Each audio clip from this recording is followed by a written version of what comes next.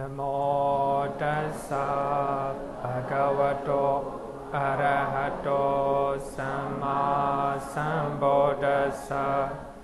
Namo tassa bhagavato arahato samma sambuddhassa. Namo tassa bhagavato arahato samma sambuddhassa. Good afternoon, everyone.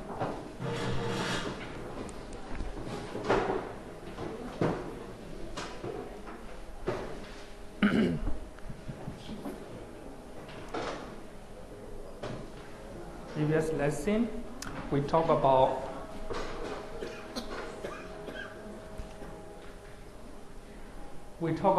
how to attain immaterial jhana, right?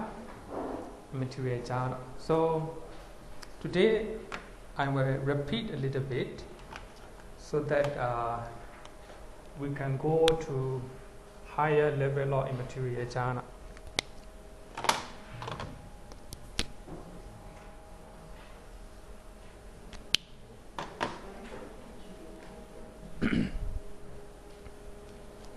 So as you know, to attain immaterial jhana, arupa jhana, we need to practice based on 9 kasina meditation, right? So as you know, we have a different meditation methods.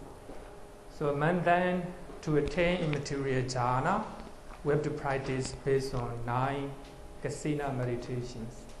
So first of all, you need to know what is kasina. Kasina actually means totality or whole, right?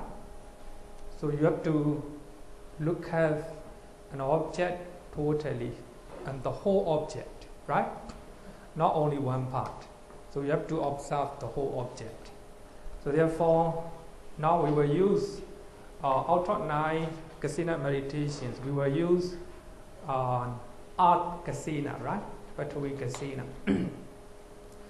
So when you want to meditate Patavi kasina, so you have to make a sake shape on a cloth or on a frame or on a wall, anywhere, right? So it must be 9 or 10 inches. So you apply a brown, reddish brown color, very brown color on it, trying to make it smooth as possible, right?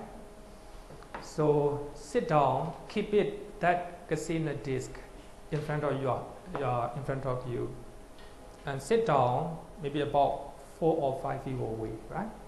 4 or 5 feet away. Sit down comfortably as you did in the normal meditation, right? Keep your body straight.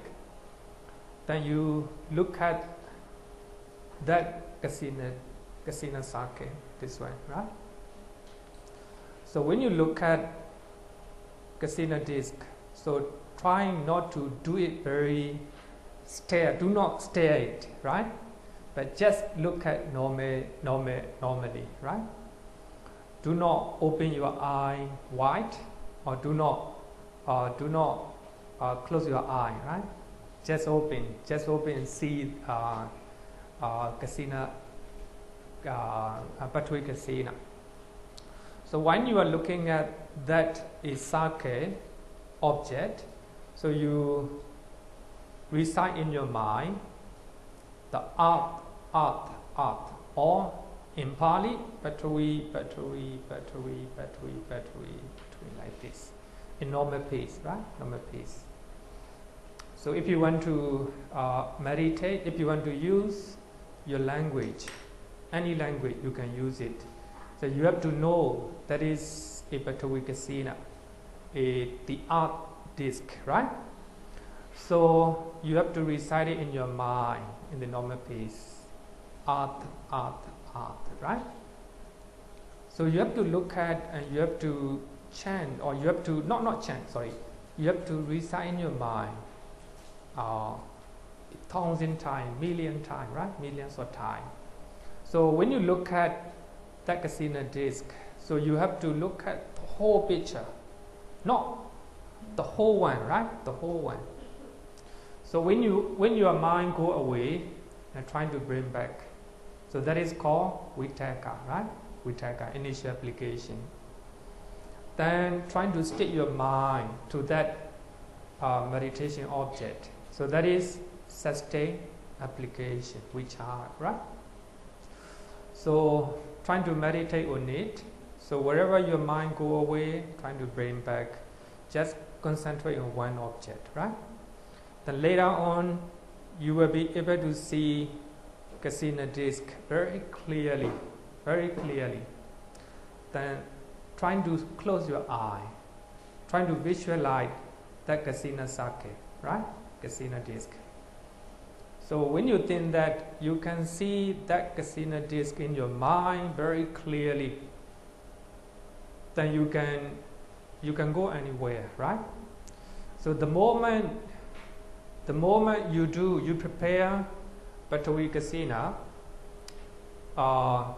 the moment you meditate on it, you look at on it, and you recite in your mind Batavi, or Art, right? Very simple one, very simple, but difficult to do it because our mind is like a monkey, right? Going many, Our mind normally, therefore we call it aramana. Aramana is actually our mind, enjoy a lot of objects. So therefore, it's not easy to control our mind. Now we are trying to control our mind by using Kasina disc, right? So then you close your eye, trying to visualize that Kasina disc. Then trying to recite in your mind, Batavi, like this, right? Then if you lost in your mind, trying to open your eyes again, and look at that object, and trying to chant Batavi, like this, right? Many times, 1,000 times. Actually, if your perfections are very, sufficient, so you can take that object very easily, right? Very easily. Sometimes even you cannot use that, the systematic, the art disc. So you can look at any type of Isake shape. Then you can take it as a meditation object. For those who are very clever, for those who have a full of perfection, full of parami, right? Now actually we have to practice based on that. So the moment you prepare Kasina, Batavi Kasina, the moment you are looking at and recite in your mind as a Batavi, and the moment you can you close your eye, then you chant. That is called Rikamani Meda, preparatory object or Nimeda. Then later on, you can capture that meditation object in your mind. It is as clear as looking at outside, right? In your mind. Then you close your eye, then you can go anywhere. You can sit down anywhere. Now, whenever you close your eye, you will see that object. So Visuddhimagga said that even we go for arms round, Penapada, the moment we close our eye, we will see that object. This is very habit, right? It's habit. Just like as soon as we close our eye, we see that object because it's very strong, right? Very strong. We are used to it. Then you develop concentration further. So that Isake shape Kasina disc became brighter and brighter. The reason is your mind is very focused on one object, on that object. So the moment you can concentrate one object, then you remove hindrances in your mind, just like a sensory desire, right? while you are meditating, you may have desire to eat, you may have desire to see, right? These are hindrances for your meditation. And you remove your airway. So actually, while you are meditation, you cannot concentrate your mind. Then you have airway, irritation in your mind. That is hindrances for your meditation, right? So the moment you can concentrate on meditation object, you can remove such 5 hindrances. So if there are less hindrances in your mind became very clear. So actually the object, mental object, so what we see in our mind, right? In our mind is a reflection of our mind. So when our mind is very clear and the mental image, Patavi Kasina, became very shiny or luminous, getting brighter and brighter. It is the reflection of our mind. So if our mind is lesser hindrances, the circle shape kasina, the arc kasina, but we kasina is getting brighter and brighter, right? Brighter and brighter. So later, so the moment you can capture, the moment you can grasp the meditation, that meditation object, so it is called not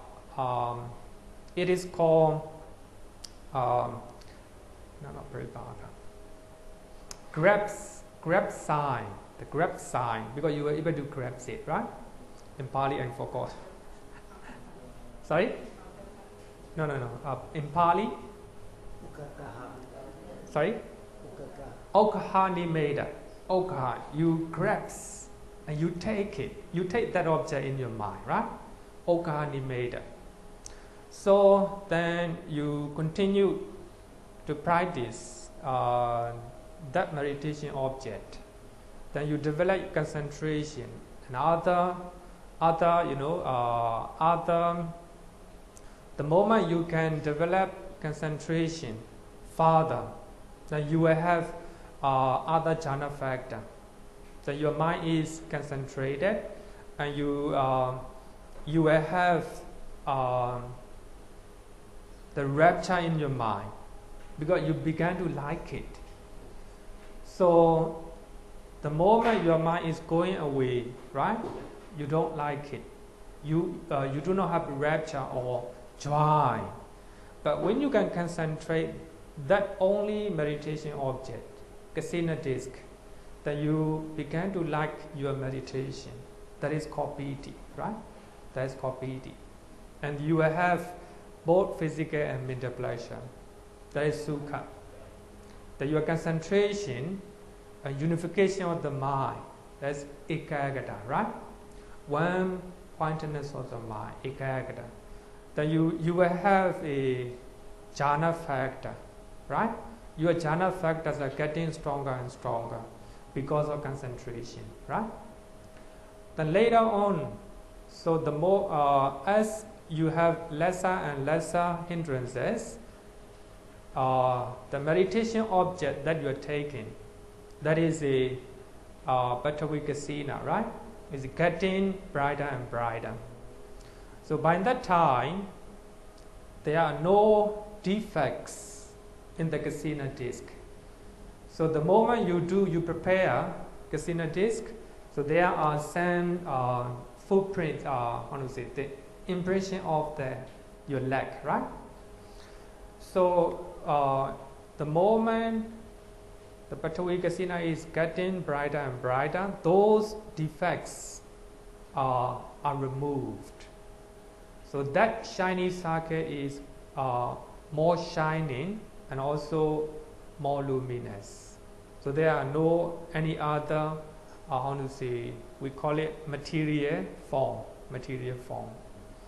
So by that time, so that Bhattavikasina, that shining circuit became mental object or concept, panyati, no more material form. So there is no traces of material form.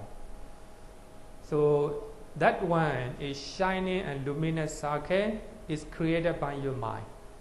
So therefore it is just a concept in your mind, just a mental image in your mind, right? So by that time, so your mind is unified, and your mind is concentrated, focused, only that object, right?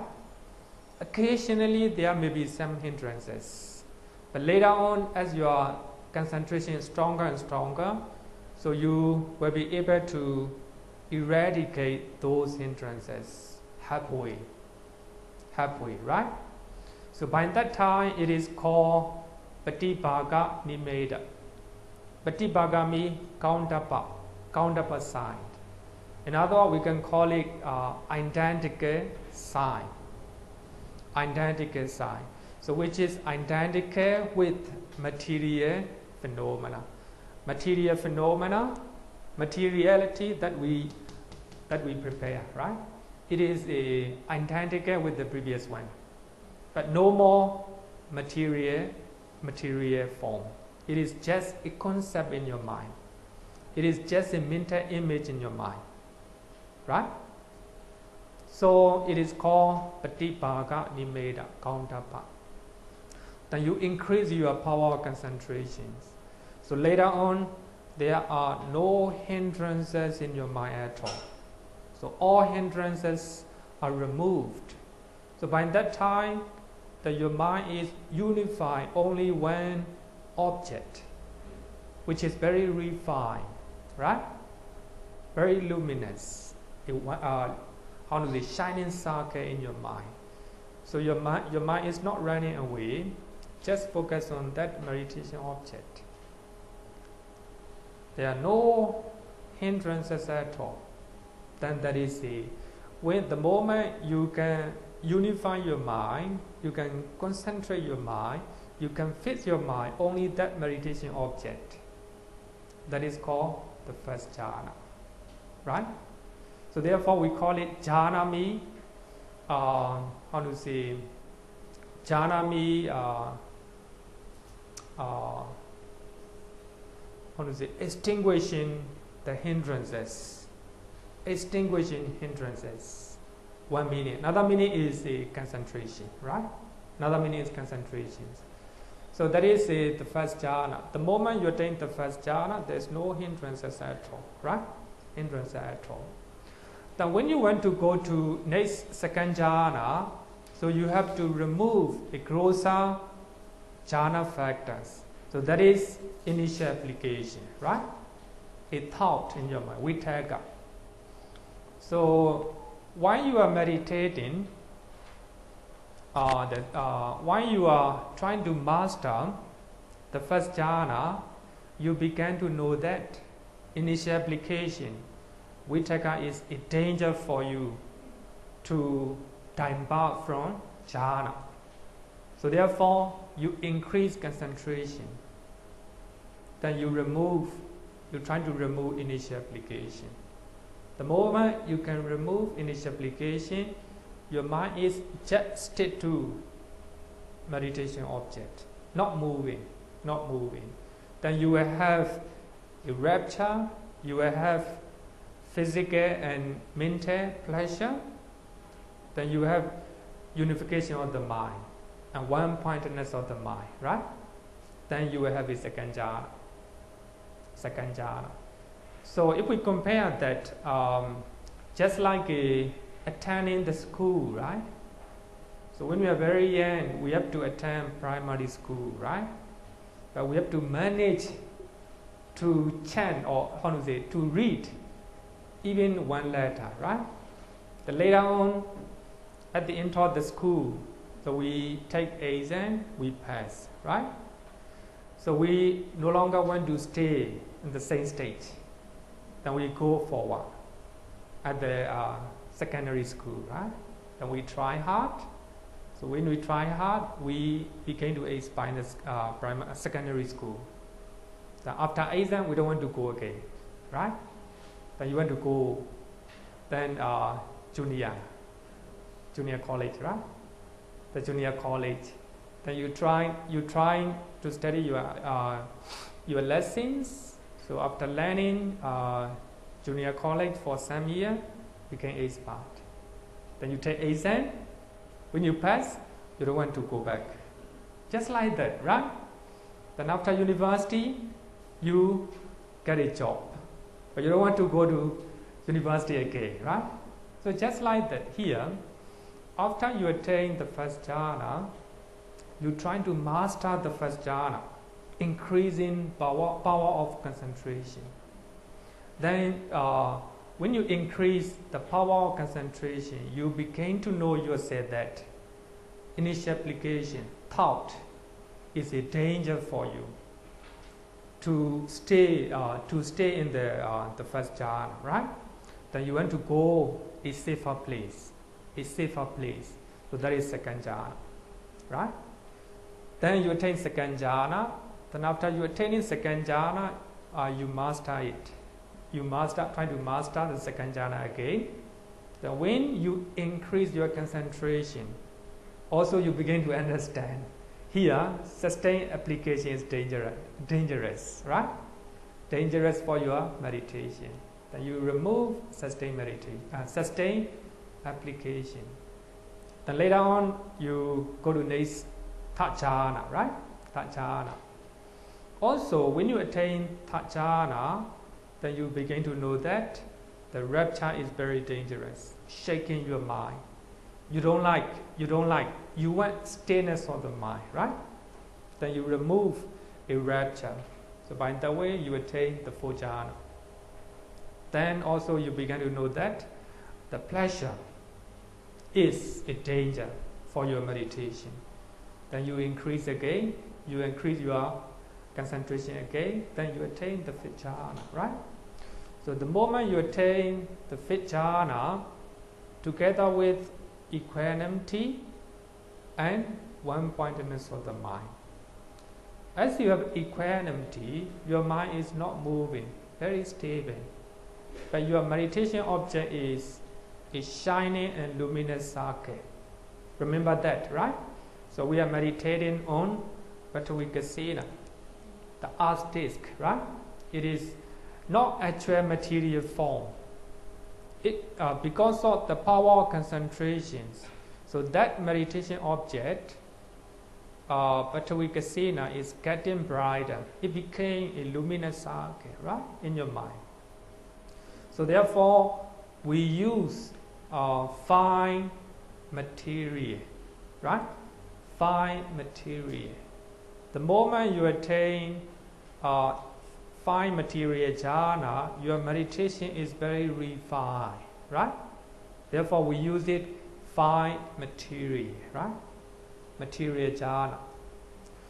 So based on that meditation object, you go forward. Trying to master the fifth jhana, and you have only 9 or 10 inches of the shining circle, right, in your mind. But you trying to enlarge 20 inches like this, right? You trying to enlarge. Actually, you can do with your own mind. You can shrink. You can even shrink that shining circle. Then you enlarge it again, and shrink again, enlarge it again. You try to master, right? The power of mind is very, very, very strange. You can do anything with your mind because it is a mental image, right? A concept in our mind, so you can create. Sometime in your mind, you can build a house, right? Just like this. So you, with the power of concentration, you try to enlarge that shining circle. 20 inches, 100 inches. A circle just like our temple, the site of our temple. The circle, the site of Singapore, like this, right? A circle, the site of our globe. Also, you try to enlarge as much as possible. So later, that intellect circuit, limitless circuit became very big, right? Very big intellect. Then, if you want to attain the first immaterial jhana, so you have to remove, or you have to imagine in your mind. You're trying to, remove the concept of, the shining circuit in your mind. So you have to remove the perception of the shining circuit in your mind. Now you have a very limitless circuit, very big circuit, right? Very big shining circuit in your mind. So when you want to attain immaterial jhana, you imagine that there is no shining circuit. There is only infinite space. Infinite space. Nothing. Only infinite space. So as you know, we have a space between you and other people. Between you and other people, there's nothing, just space, right? So just like that, so when you are meditating the fifth jhana, then you imagine, you enlarge a shining circuit, a very big one. So when you want to attain immaterial jhana, you're trying to imagine, you're trying to, remove the perception of shining circuit. So you replace it with the infinite space, infinite space. This is the first immaterial jhana, the base of the infinity of space, Akasaninsa-yatana, right? For one who has attained the base of the infinity of space, the perception of form has ceased. And then when we learn how we can attain immaterial jhana from the Sutta, it will be quite clear. With the complete surmounting of perception of forms. Right now, you have meditated a shining 9 or 10 inches a shining circuit, right? You try to enlarge a very big one. That is material form, right? You try to overcome it. Here, perception of form, the complete surmounting of perception of form. So if you still have the perception of material form in your mind, you cannot attain immaterial jhana. So you have to imagine, or you have to imagine with the power of a very powerful concentration. There is infinite space.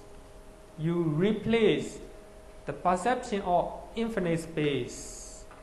You replace perception of shining circuit with perception of infinite space. As you know, space in the sky, nothing, right? Nothing. But if there is the airplane are flying in the sky, there is something to attach, right? Something to attach. So there are something in front of our eyes. We have something to attach, right? See, the objects are things that we attach. Actually, the meditator doesn't want attachment. Meditator doesn't want ill or anger toward the object. If there are objects in front of our eye, we may have attachment, or sometimes we may have anger or ill, right? If there is no material form in our mind, actually now the meditator is closing the eye, right? In his mind. If there is material form in his mind, he may have ill or sensual pleasure or any other hindrances, right? Any other hindrances. So therefore, he trying to imagine that he replaced the perception of shining a big circle with the perception of infinite space, right? Infinite space. The complete surmounting of perception of forms with the passing away of perception of sensory impingement. By that time, you may have sensory impingement. You may hear, right?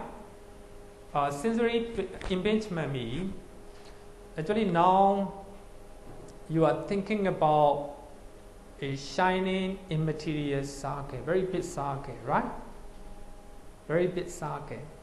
That is sensory impingement. So those are trying to touching your mind. So here, passing away of perception of sensory impingement. So you have a lot of perception in your mind. Then you trying to remove those perceptions, right? With the non-attention to perception of diversity. So you have a lot of different type of perception in your mind. So you think that shining circle is big or small like this. So these are different perceptions in your mind. This is a white color or a red color like this. So you have a lot of perception, right? So you're trying to remove those perceptions. No attention. You do not have any attention about the perception of material form, whether it is blue or whether it is white or whether it is shining. You do not have, you no longer attend to them, right?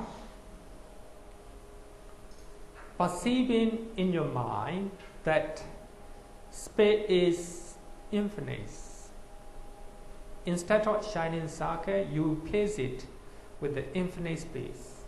The space is infinite. The space is infinite. Ananto akaso, ananto akaso in Pali. We're trying to increase the power of our imagination, right? Imagination.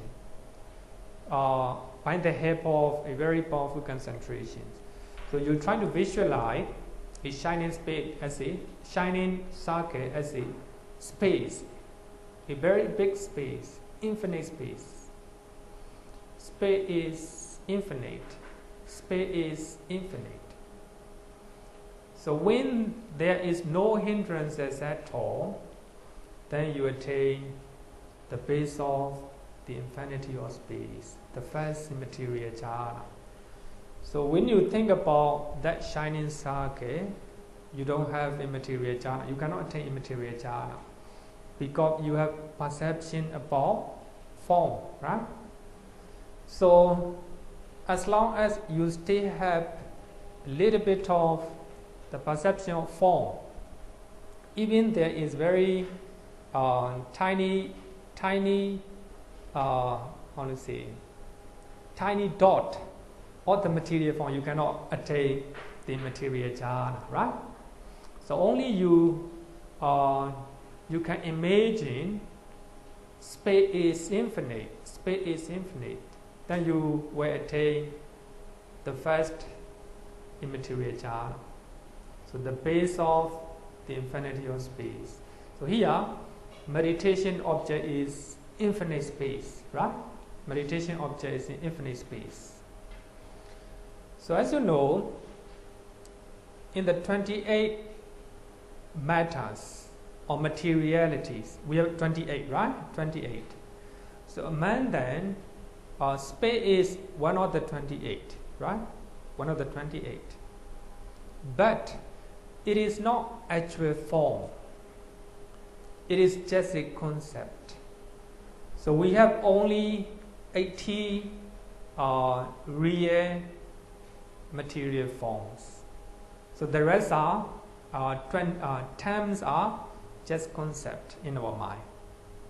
Also, even though we count space as a material form, but it is not real one. It's not real material form. it is just a concept or mental image that our mind is created, right? Created.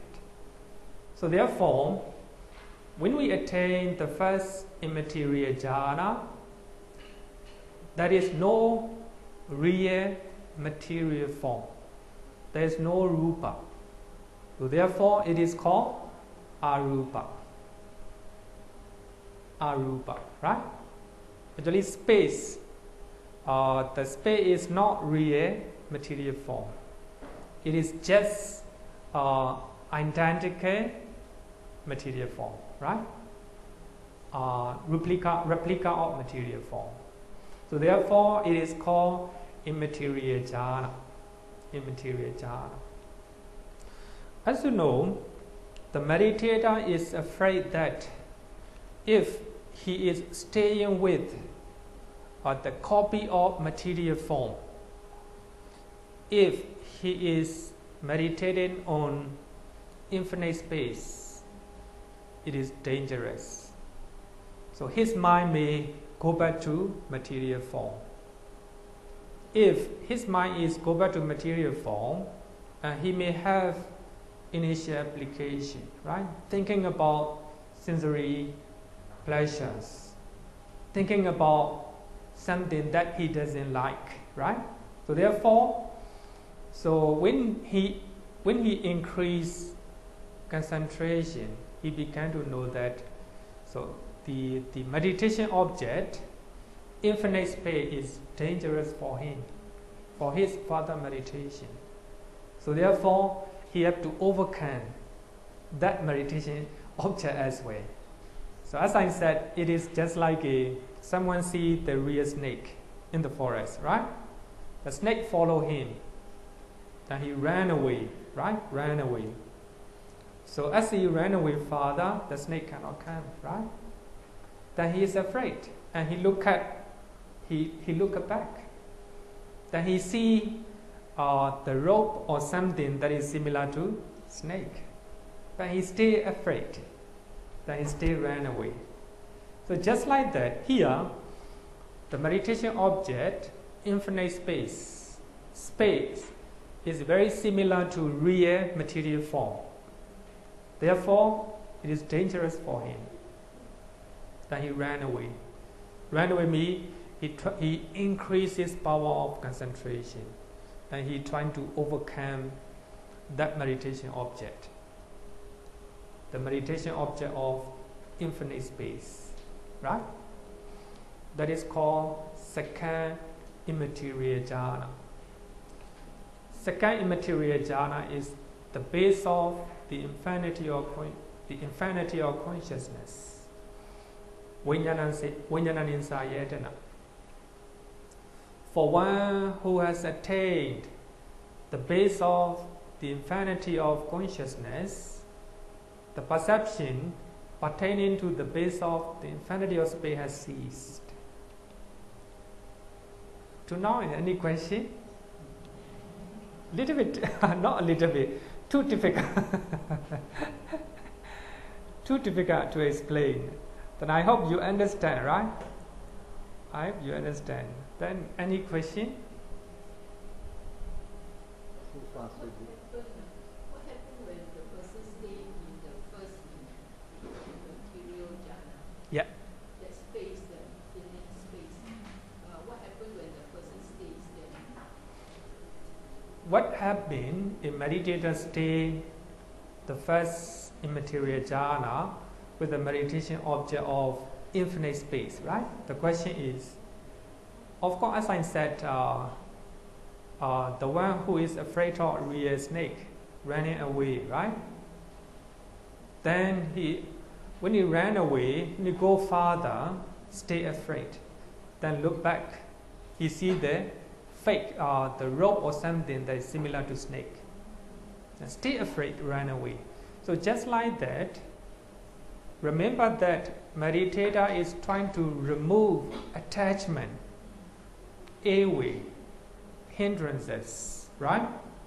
So as he go farther, as he develop concentration farther and farther, with the power of concentrations, he began to understand even that infinite space is, a front of material form.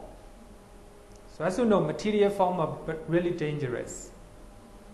For us, we do not understand because we are used to it, right? For those who have a real, very powerful concentrations, they understand the danger of material form, right? Material form.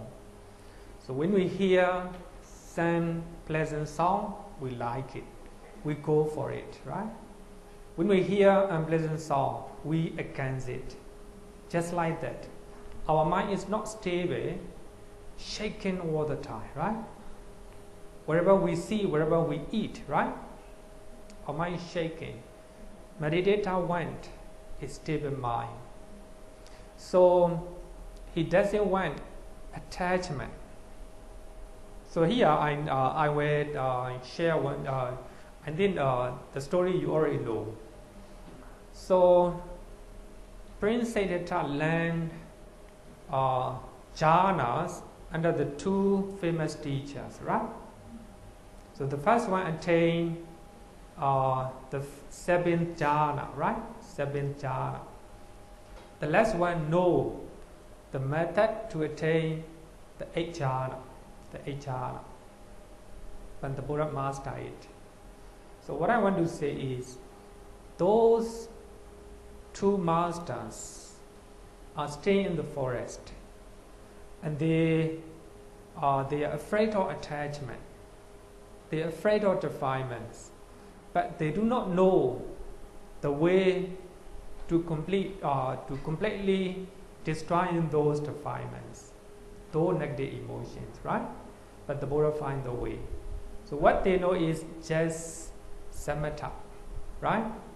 Temporarily they can suppress their defilements, right? Their defilements.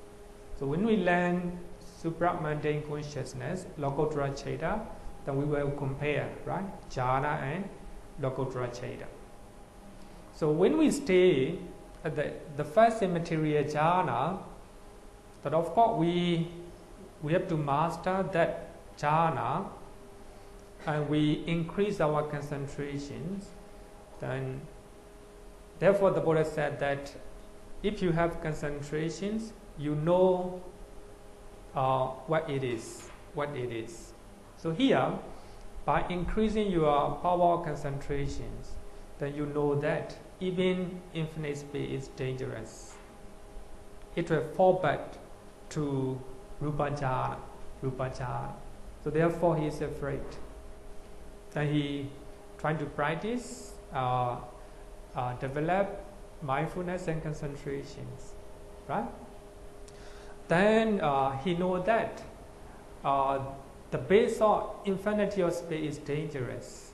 So therefore, he instead of focusing his mind on the infinite space, and he divert his mind to the consciousness that take infinite space. So now, in the first immaterial jhana, meditator is taking the object of infinite space, right? Infinite space is the copy of material form, right? Concept. Now he forgot about that concept, that infinite space, and he divert his mind to concentrate on his consciousness, which is taking infinite space, right? Understand?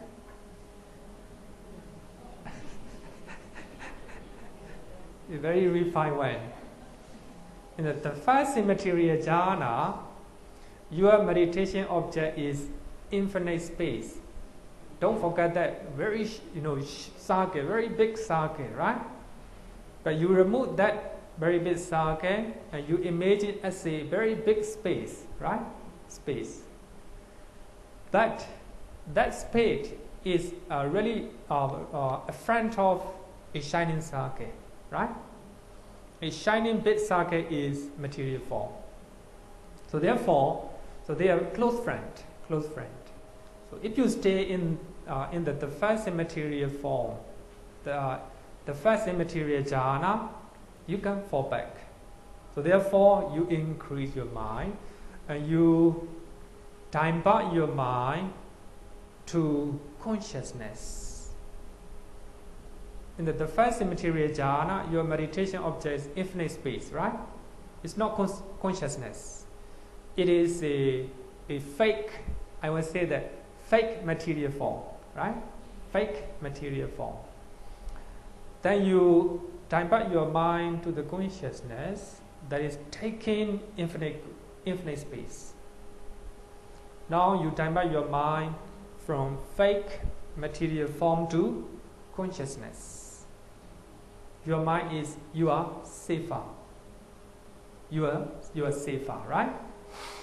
So remember that you are running from material form, right? You're running material form. You're running from the snake, the real snake. That when you go farther, you look back, then you saw a fake snake, right? Like something that is similar to snake. So that fake snake is similar to the base of the infinity of space. So later on, you go farther and you forget about that perception of snake, right? Perception of snake. So you divert your mind to the consciousness. As we have infinite space, the consciousness that is taking infinite space is infinite consciousness. Infinite consciousness. How can I explain? Sorry? You got the point? Yeah. So the point here is in the first immaterial jhana. So you are meditating on fake material form. You are meditating on a concept, right? A concept. So now you, instead of focusing on concept, you divert your mind, meditative mind, to your consciousness. Yeah, back to your consciousness.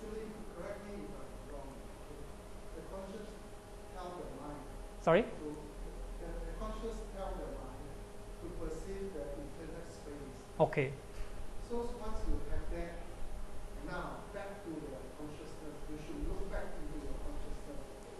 Okay. Not the other way, you're telling us to tell the mind, telling the consciousness, the infinite space.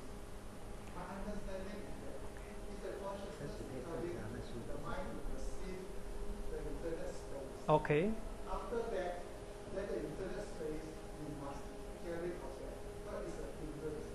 You should look back into the consciousness.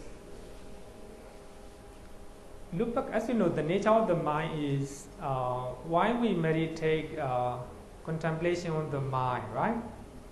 Contemplation on the mind. Suppose I have anger.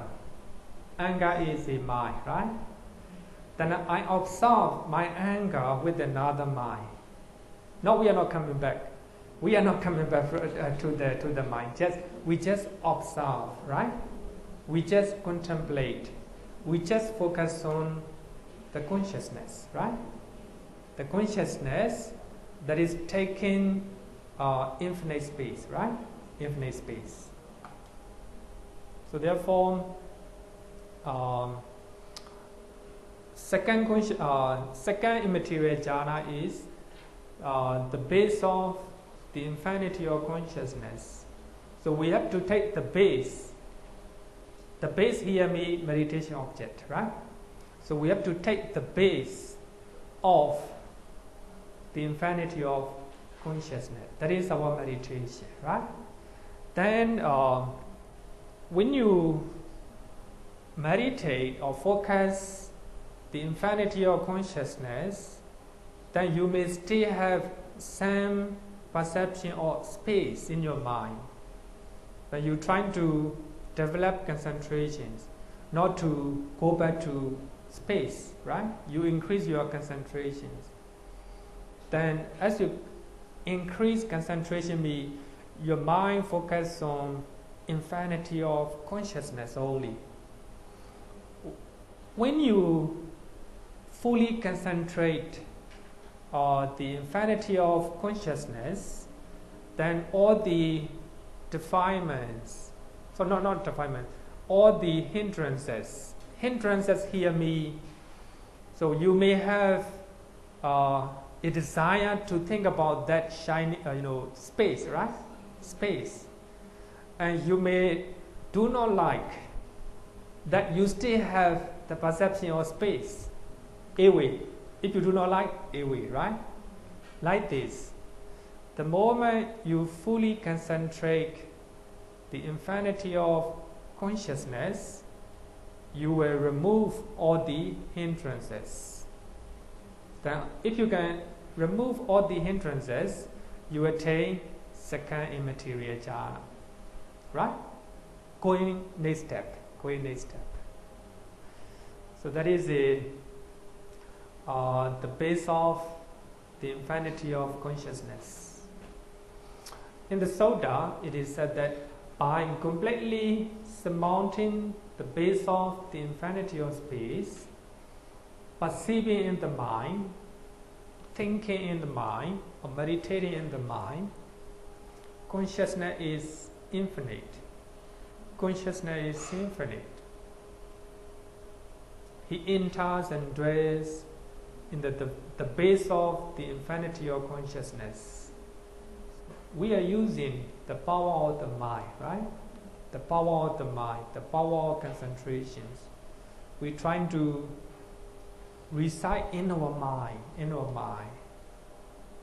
Consciousness is infinite because that consciousness is taking infinite space.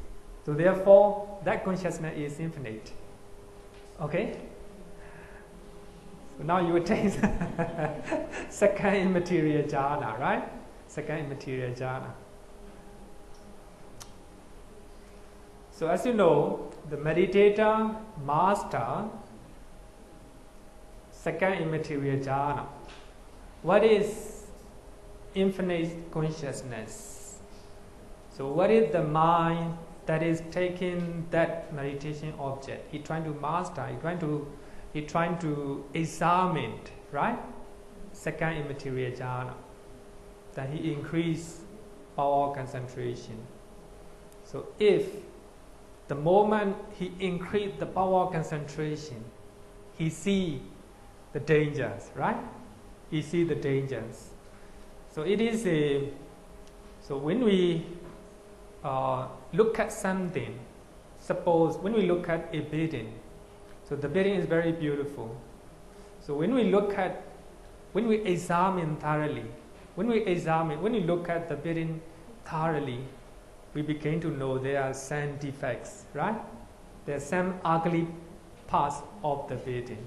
So just like that, because we increase our concentration, we begin to know that. So even that meditation object, infinite consciousness, is still dangerous for our meditation, and trying to increase concentration again. That is the third immaterial jhana. So when you attain the third immaterial jhana, and you are the base of the infinity of consciousness cease, then you have the base of nothingness. The base of nothingness. It's very strange. The base of nothingness, right? The base of nothingness in Pali, Arcane Sinya Yatana. Arcane Sinya Yatana. The base of nothingness. So as you know, here we have a lot of people, as I said. Before I have said, right? A lot of people here. So because of that, my mind may have attachment. My mind may have envy or anger, right? If I see unpleasant people, anger may arise. If I see pleasant people, attachment may arise, right?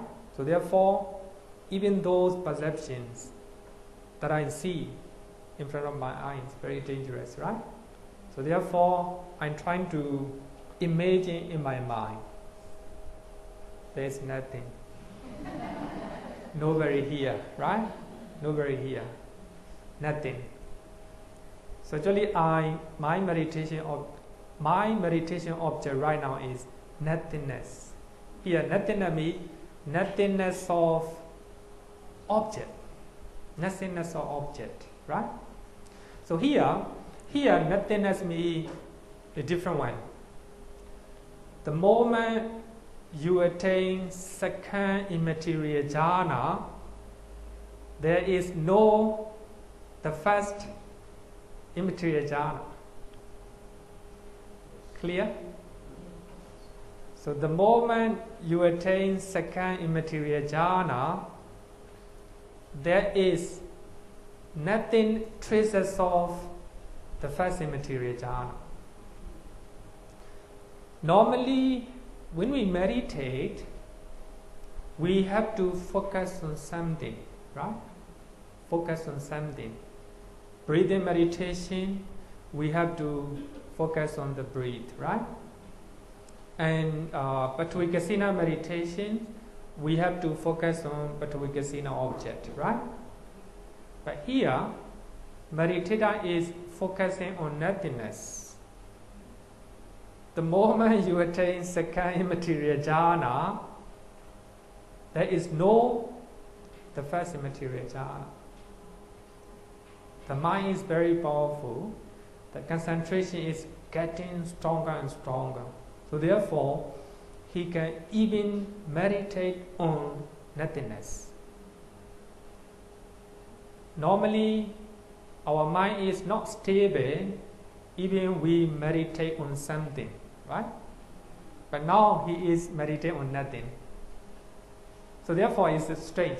Here, when you want to attain a further development, when you want to attain the third immaterial jhana, so you have to meditate on nothingness of the first immaterial jhana in the moment of second jhana, right? So when you meditate on that, you may still have perception of infinite consciousness. If you still have perception of infinite consciousness, you have hindrances in your mind, right? You have to increase again. You have to increase your concentration again. Then the moment you can concentrate, nothingness, the base of nothingness. Here, nothingness means there's no the traces of the first immaterial jhana the moment you attain second jhana, right?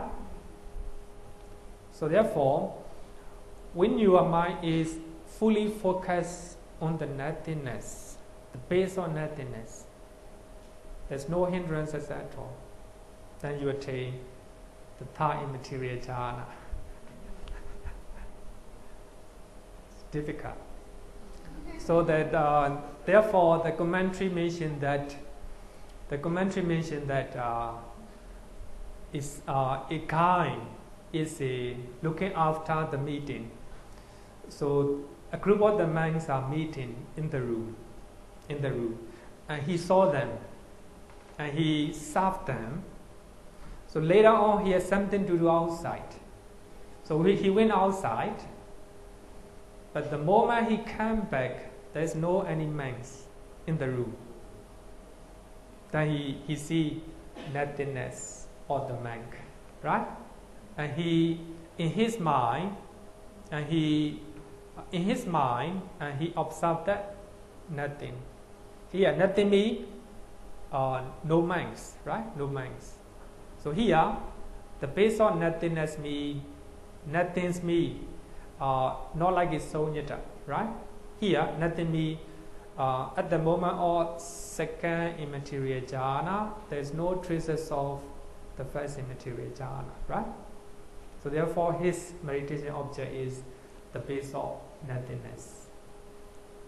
If he can fully focus on this meditation object, so all the hindrances will be removed, eradicated.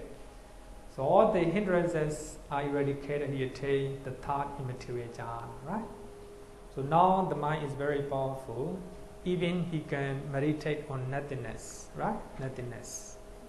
Sharper. Meditation is sharper. By this stage, his mind is very pure, right? Very pure. Then he masters this jhana and he trying to see the dangers again. Then he increases concentrations. So how to attain the base of nothingness? The Sutta said that by completely surmounting the base of infinity of consciousness, so you have to try to overcome the perception of infinity of consciousness, right? Perceiving in the mind, there is nothing. There is nothing. Just like a guy, right? Coming back from outside, he see nobody in the room, right? There is nobody. There is nobody, right? Perceiving in the mind, there is nothing. Natikenchi. There is nothing. And he enters and dwells in the base of nothingness. So the moment he can fully capture the base of nothingness, then he attains the third immaterial jhana, right? The fourth immaterial jhana is neither the base of neither perception or non-perception. The base of neither perception or non-perception. So as you know, even the third immaterial jhana, the mind is very subtle, right? Even can meditate on nothingness. The moment you attain the fourth immaterial jhana, you look like you don't have perception, you don't have feeling, you don't have mind, but you still have a very subtle perception, a very subtle feeling, a very subtle mind. So therefore, it is called neither perception nor non-perception. You think that in your mind it looks like you don't have perception, or you don't have mind, but actually you still have a very subtle mind, right? Here we use only perception, but it's talking about the mind, a mental factor, a very subtle one, right? Very subtle one. So as you know, actually I have taught example, right, for this one. I don't know how I have taught. Somebody go to kitchen, right? Somebody go to kitchen. He is asking the cook why. Is there any cooking oil in the kitchen? And the lady said, no cooking oil. No cooking oil. If so, give me the empty bottle, because I want to use it to store my medicine. To store my medicine. And the lady said, there are some cooking oil inside. You cannot keep medicine inside. It's not hygiene, right? Just like that. So the first answer is no cooking oil. The reason is there is no enough cooking oil in the bottle.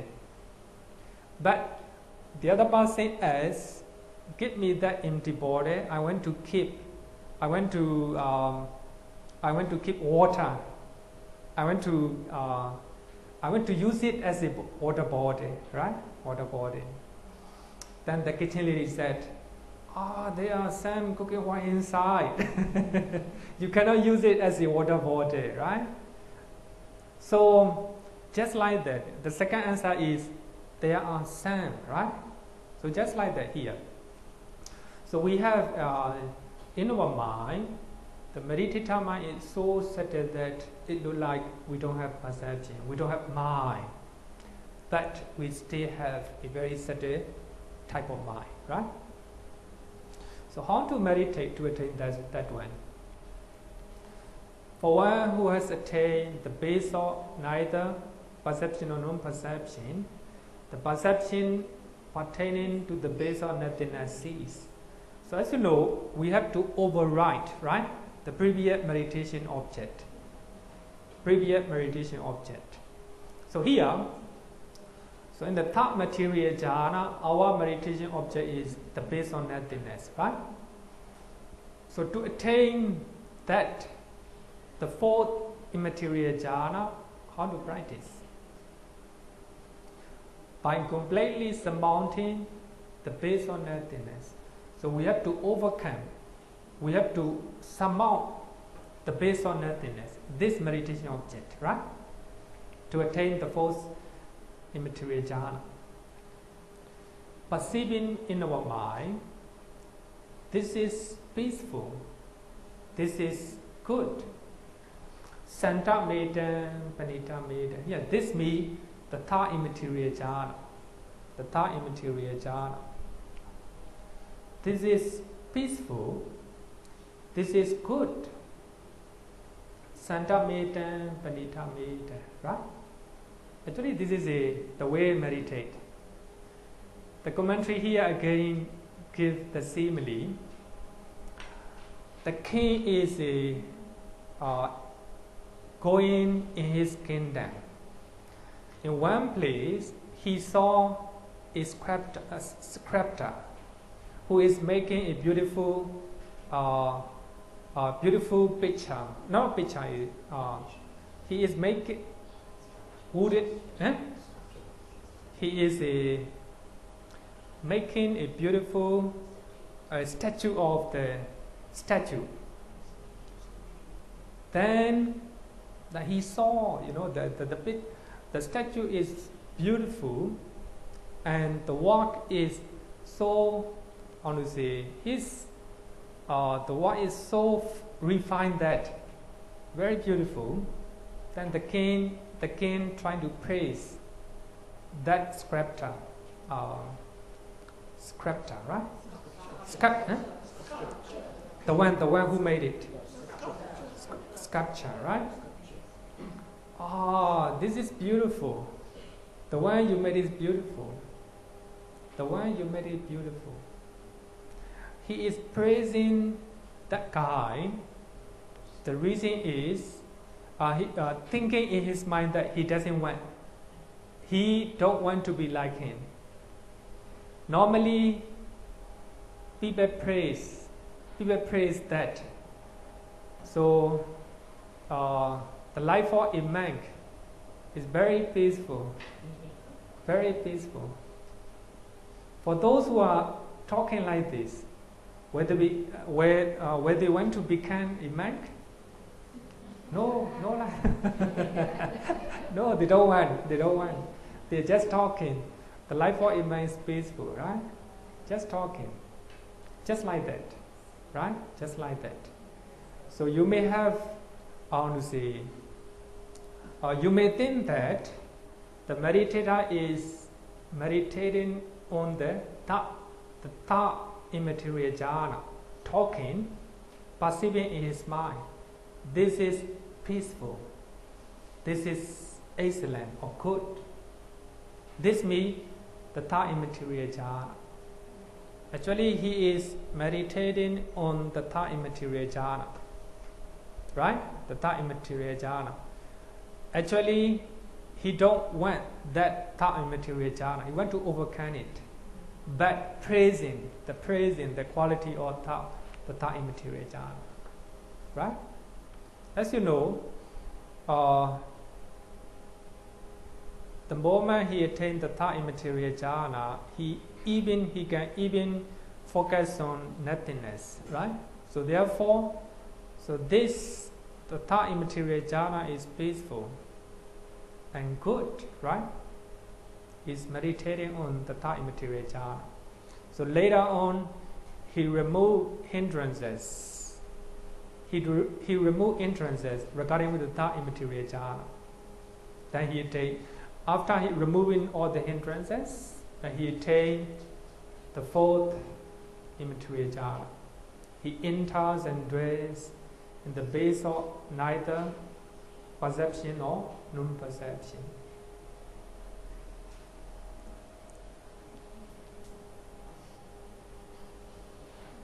Question?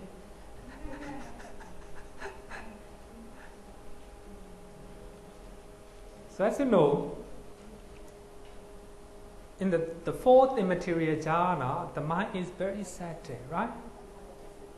Focusing on the third immaterial jhana. This is peaceful. This is good, right? Santa Metta, Panita Metta. Then he removed hindrances, like or dislike, I would say, right? Like and dislike of the third immaterial jhana. Then he attained, his meditative mind became settled, became very refined, right? Very refined. So that is the fourth immaterial jhana. Therefore, it is called neither perception or non-perception. So here, maybe I will explain in the Lokuttara jhana later, because so this is the third, the fourth immaterial jhana. So as you know, so in the immaterial jhana, there is only two jhana factors, right? Only two jhana factors. Equanimity and one-pointedness of the mind. There's only one jhana factor, two jhana factors. So as you know, the equanimity is very stable. It can maintain the balance of the mind, right? Balance of the mind. So the mind is not going where. The mind is not going anywhere. Very stable. One-pointedness of the mind, right? It is decisive to attain the jhana, right? The jhana.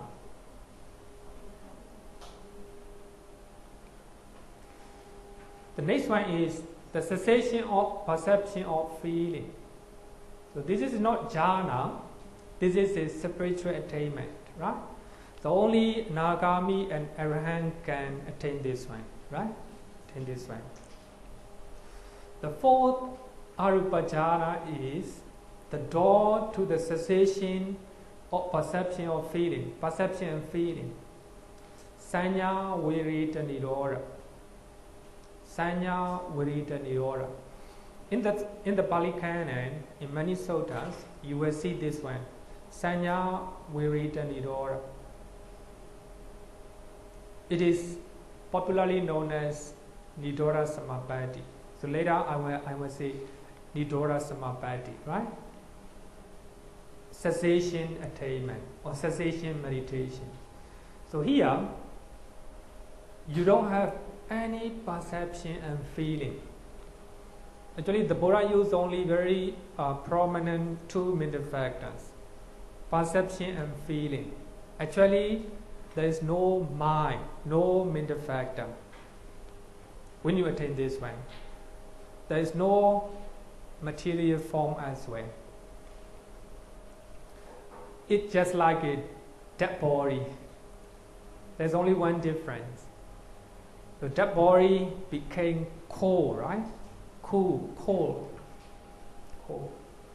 But the one who is meditating on this one, just like a dead body, no moving, no breathing, no mind, no material phenomena, just like a dead body sitting.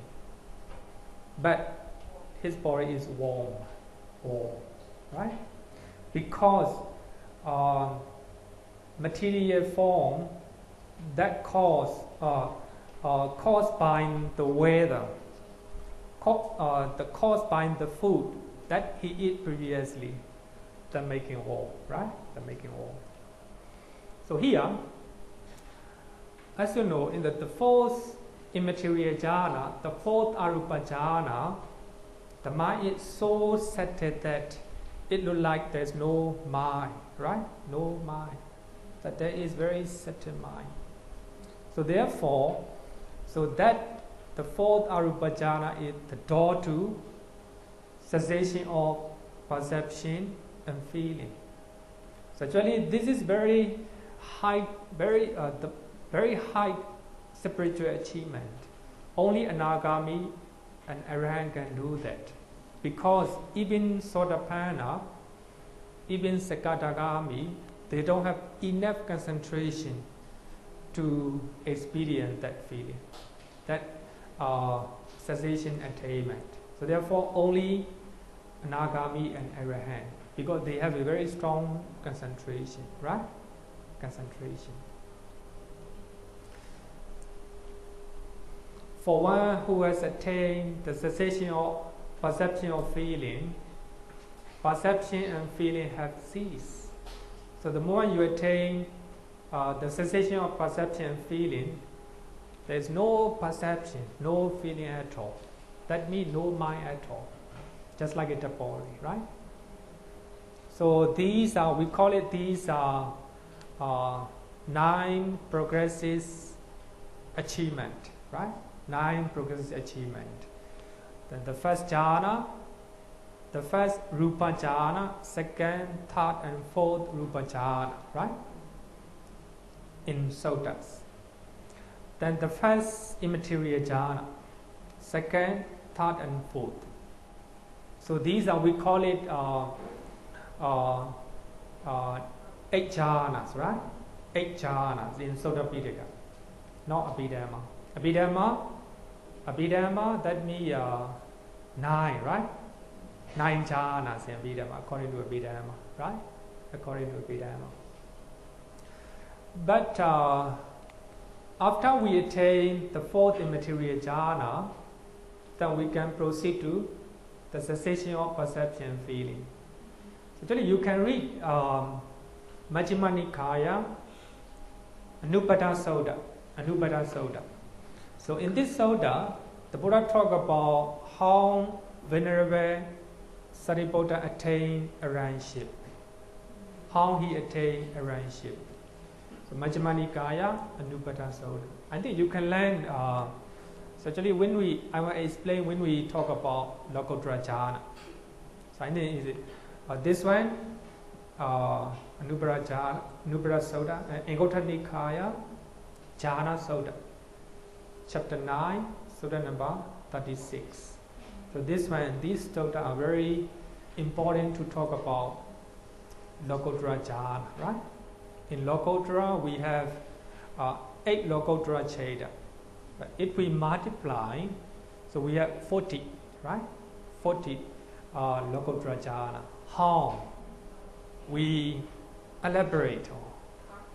Sorry? Yeah.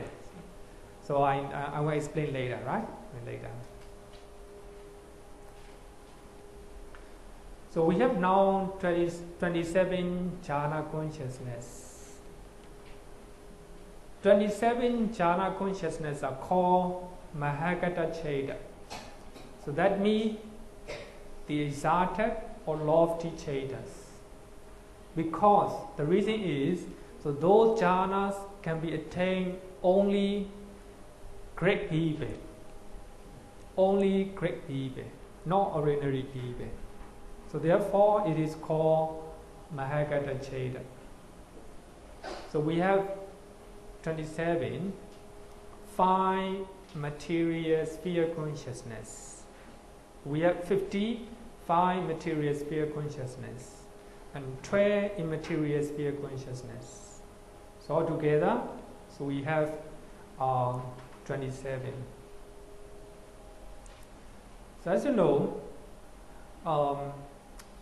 meditation object or the Rupa Jhana Cheda is a refined immaterial form, right? Sorry, refined material form. The meditation object of Arupa Jhana is immaterial one, not material one, right? So therefore it's called Arupa Jhana. So altogether we have 27. Among the immaterial sphere consciousness, we have 4 wholesome consciousness that arises in the minds of orderling, right? Orderling. And also trainees. And we have 4 resident consciousness, 4 immaterial sphere consciousness. That because of wholesome consciousness, right? Then we have 4 functional consciousness that arises only in Arahant, right? Altogether 12. Any question up to now?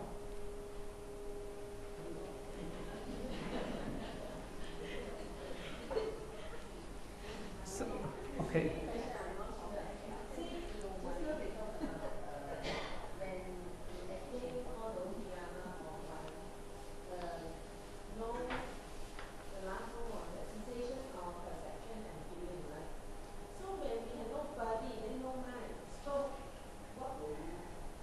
Nobody.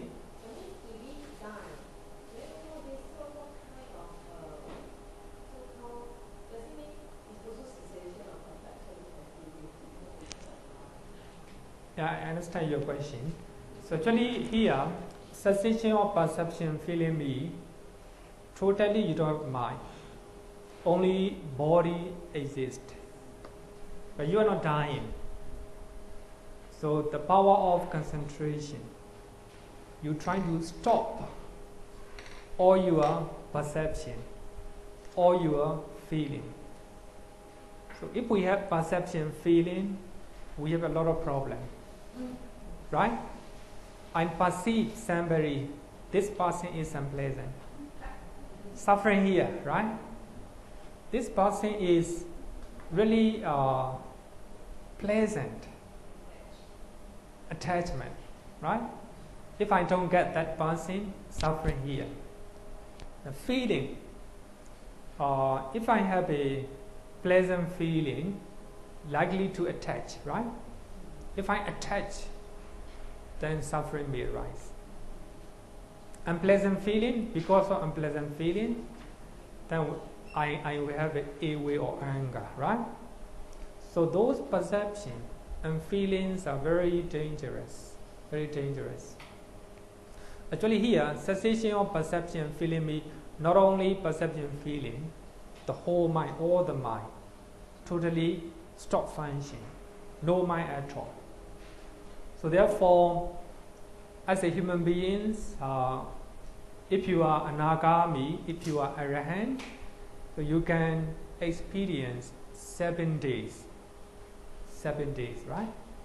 Because our body can survive 7 days, right? Normally, of course, if you can experience the blissed more than 7 days, but you are harming your body when you get up, right? When you emerge from that attainment. So therefore, these are very difficult to imagine, because we think that because of feeling we experience it, happiness, right? That's our own perception. So therefore, Venerable Sariputta said that because there is no feeling in Nibbana, therefore Nibbana is bliss and happiness, right? So we cannot imagine with our mind, right? Here also, cessation of feeling and perception. I think very beyond our perception, beyond our imagination, beyond our own understanding, right? No question, right? No question, then we'll continue. 81, mundane consciousness, Lokiya Cheda. So 81 type of consciousness are called Lokiya Cheda, mundane consciousness. Literally it means consciousness that pertains to the world. So here the world means Loka. So these consciousness are connected with the world, right? With the world. So we have so these 81 chetas arise and connect to the 3 worlds, that is sensory world. So when we look at something or someone, some consciousness arises. What we call it, eye consciousness, right? When we listen, when we hear something, an ear consciousness arises. So those type of consciousness are called sensory world because it's connected with the senses, right? Those consciousness arises based on our senses: eye, ear, nose, tongue, the body, and mind, right? Sensory world. Another one is, this one is called Kama Loka, right? Another one is the fine material world. That is the experience of meditation. So when you are meditating based on material form, breathing is material form, right? Based on breathing, you meditate on it. So based on Pattavika Sena is material form. So based on that, you meditate. Then you have the first, second, third, fourth, fifth jhana, right? So these are called five material world. The five material world. So actually, this is also called loka, right? Rupa loka. Another one is the one we study today, the immaterial world. So that is nothing to do with material form, right? We can call it something to do with the mind, especially something to do with the mind. So actually we have three type of world. The world. So when you learn the suttas, you will understand that the world is nothing but five aggregates. The world is, sometimes the Buddha talk five aggregates. Sometimes the Buddha talk six internal beings and six external beings. That is the world. We see many things. This is our world, right? This is our world. We don't see anything outside. That's nothing to do with us. Nothing to do with us. So we hear something. That is our affair. This is our world, right? Other than that, nothing to do with you. So we experience those worlds, right? Then when we meditate, we attain Rupa jhana and Arupa jhana. This is our world, right? Even those jhanas are within the sphere of the world. So therefore, they are called Lokiya Cheda.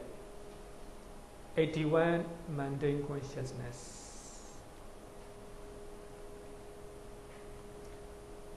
Number one, we have a 54, not 24. We have 54 sense sphere consciousness, and we have 55 material sphere consciousness, and we have 12 immaterial sphere consciousness. Altogether, we have 81. So these are called 81 mundane consciousness. Mundane means not supramundane, right? Not supramundane.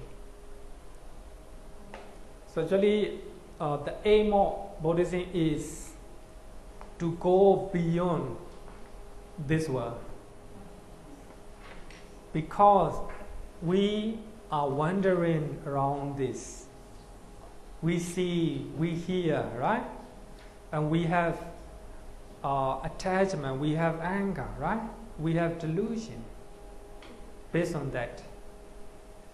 Even though we experience those five aggregate, if we do not have defilements, then we are liberated from them.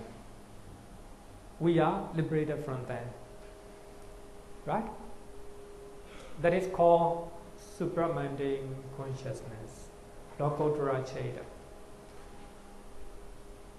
Lokottara Cheda is translated as a supramundane consciousness. So they are far more higher and loftier than mundane Chedas, right? Actually, this is very clear. These Cheda transcend three worlds. Here, five aggregates of clinging. Five aggregate, the first one is material form, right? Material form. So these supramarine consciousness transcend material form, transcend the feeling, transcend perception, transcend volitional formation, right? The transcend consciousness, right? Consciousness. So they are called supramarine consciousness. These Chetas are free and liberated from three worlds. Free me, liberated from me. Our mind is free from negative mental states when we encounter with them, right? When we encounter with them. When we see something, no hatred, no attachment, no ignorance. We are mindful. Our mind is liberated from what we see, right? So that is temporary Lokottara, temporary supramarine consciousness, I would say, right? If we can permanently liberate from those three worlds, then it is a supramarine consciousness, right? So therefore, some scholars use supramarine consciousness as a transcendental consciousness, because we transcend three worlds, right? Three worlds.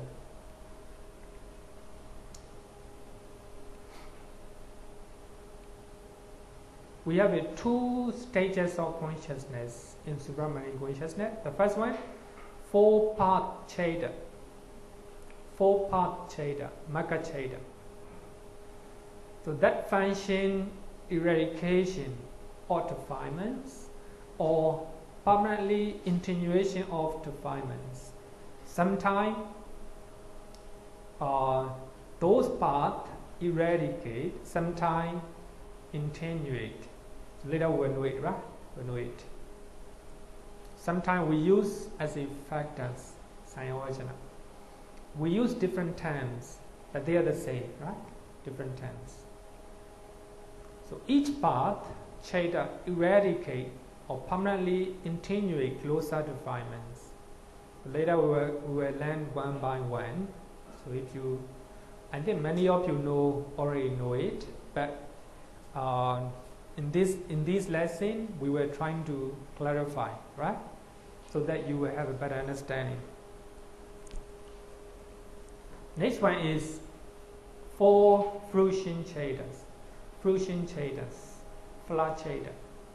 That function experiencing the fruit of four paths. So here the example is the path consciousness. Magga Cheta is like a pouring the first basket, right? Sorry? Bucket. I'm pronouncing basket. Bucket, right? Actually, the Magga Cheta is just like a pouring the first bucket of water on the heap of fire. You have a heap of fire, then you bring the water with the bucket, right? And you pour it. Then the fire is extinguished. Fire is extinguished. Then you may still have a little bit of heat, right? Even though fire is extinguished, you may still have a little bit of heat. The fruit consciousness, the fruition consciousness, Phala Cheta is like a pouring the second bucket of water on it. So it is that second bucket of water entails coolness. There's no heat at all. So Magga Cheta trying to destroy all the defilements, right? Then after Magga Cheta, there is two or three fruition consciousness. If you have that fruition consciousness, your mind is cool, right? Cool, no longer fire. But of course, the moment the Magga Cheta destroying defilements, no defilements. But then after that, two or three fruition consciousness, totally cool, right? So therefore, when the Buddha talk about Nibbana, he used negative way, right? So we have fires, 3 types of fire: greed, hatred, and delusions, right? Because of those fire, we are very hot, right? Very hot, and very we suffer a lot. Then Magaccheda trying to destroy or eradicate those fire. Then those fire totally cease. But after that, 2 or 3 fruition consciousness arises. The moment we have fruition consciousness, our mind is cool. No longer fire in the mind, right? No longer fire in the mind. Normally, we do not notice the fire in our mind. The fire means hatred, or greed, and delusion, right? But when we have a powerful mindfulness and concentration, we know the real nature of those fire, right? Those fire. Then we destroy with the path consciousness, Magaccheda. So those are destroyed, but we do not know yet. But after that, 2 or 3 fruition consciousness arises. We know the taste, right? The taste of that, being let go of those fires. Very cool in our mind, right? Very cool in our mind. So wherever we encounter, there's no suffering. We understand as it is, right? As it is. Cool in our mind. So that is the power of the fruition consciousness, right? The fruition consciousness. The path and fruit. Each path, this is from Bhikkhu Bodhi writing. Each path consciousness arises only once. So here, Magaccheda, Sotapatti Magaccheda arises only once. Only once. It is just like a nuclear bomb. So we drop the nuclear bomb in one island, totally destroyed, right? Only one time, only one bomb. Just like that. So when we attain Sotapatti Magaccheda, and that destroy respected defilements only once. So those defilements will not arise again, right? Rise again. So each path consciousness arises only once, and endures only one mind movement. Only one mind movement is very powerful, just like a nuclear bomb. Actually, in Pali Canon, Vajira, it looked like a nuclear bomb, right? In the story of Alavaka, and when he used a type of bomb, and he used that bomb, then for 12 years, no rain at all, no trees at all. Such a powerful one, right? So here also, the Pali commentary gives example of a very powerful weapon. So the path consciousness, each path consciousness arises only once, endures, lasts only one mind moment. It is never repeated in the mental process of the passing. Who attains it, right? Who attains it? That means it's very clear, right? The corresponding fruition consciousness initially arises immediately after the path moment, endure for 2 or 3 mind movements. As I said, Sotapatti Magaccheda arise in our mind, destroy respective defilements. Then, right after that Sotapatti Magaccheda and Sotapatti Phalaccheda, Sotapatti fruition consciousness arises. 2, if you have a If you are intelligent, you have a 3 fruition consciousness. If you are not too intelligent, only 2. Like this. Sorry? Actually, when we learn mental procedure,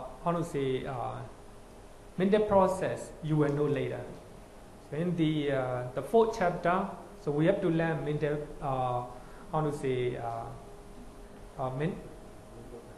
sorry?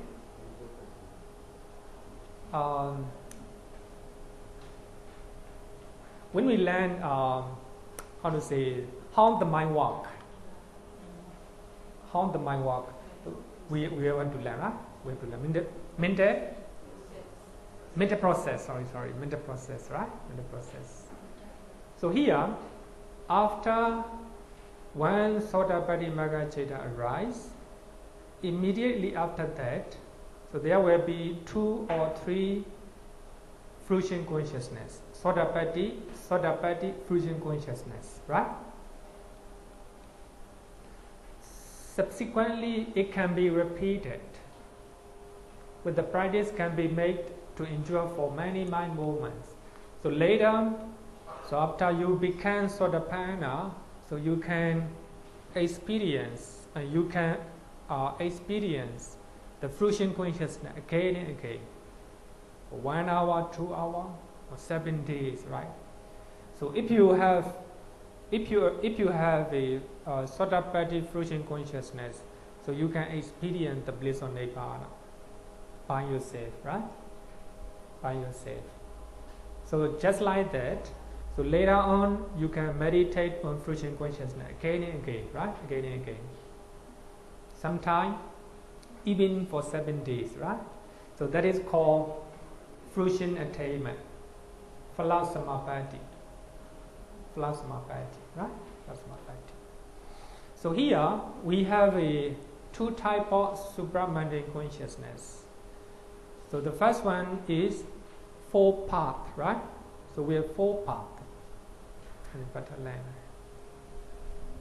4 types of path consciousness. The first one is the path consciousness of street entry, Sotapaddi Magaccheda. The path consciousness of one's returning, Anagami Magaccheda. Path consciousness of non-returning, Sakadagami Magaccheda. Path consciousness of arrangeship, Arahata Magaccheda. These are 4 types of path consciousness. So each consciousness arises only 1 time, right? But after that, right after that, so 2 or 3 fruition consciousness. The same thing, the fruition consciousness 3 entry, once returning, non-returning, and arrangeship. So these are called 8 supramundane consciousness. It transcends 3 worlds. Question?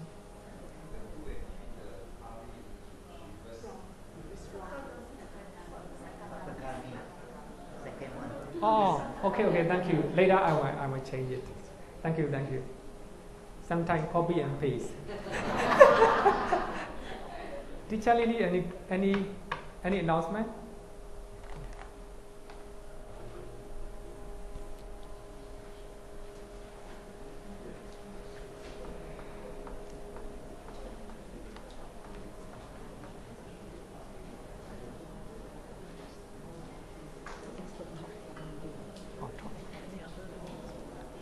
Nothing.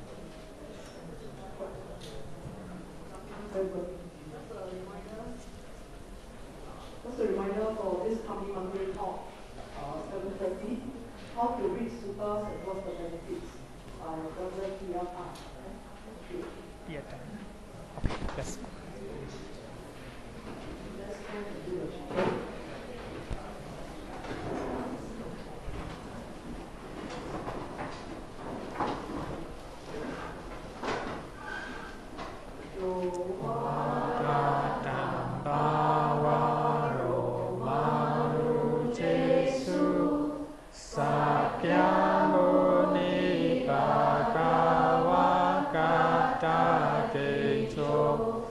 Bye.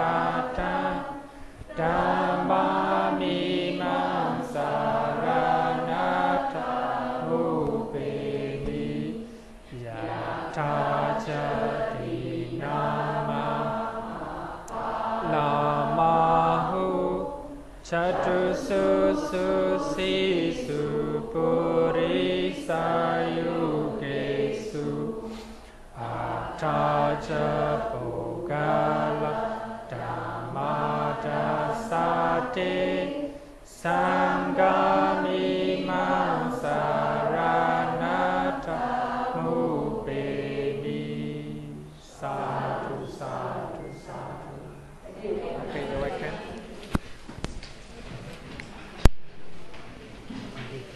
Next week, explain a bit on July Sutta Parayana.